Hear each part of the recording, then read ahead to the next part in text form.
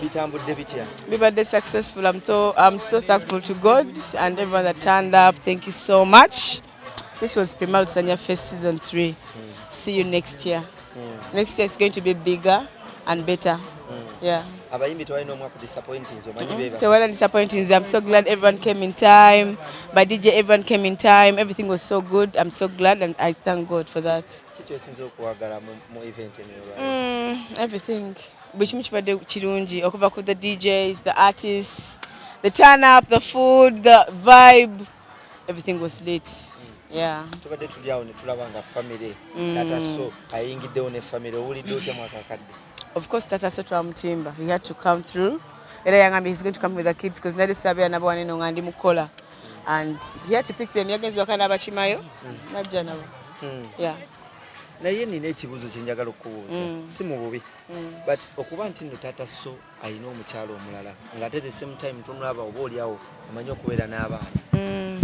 Are you comfortable? Are you safe? But we've always talked about that. I have no problem with that at all. We've talked about that like several times. We are co-parenting. We don't have a problem. Yeah. But I mean they are safe. Abana bange Katonda yabakuuma. I don't have any bad energy. Sagala.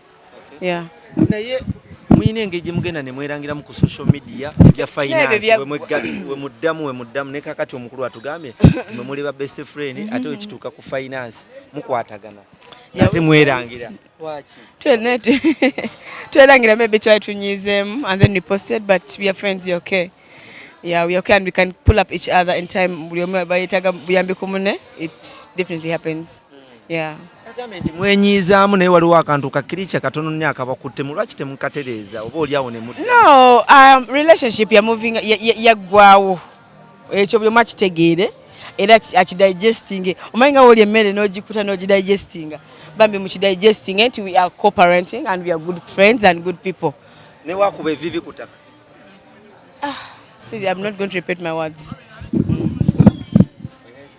Kati nga tumaze ku event nozalabye nkugamba. Jojo ogedde kono zimala. Sijjo sose. Kati tumaze.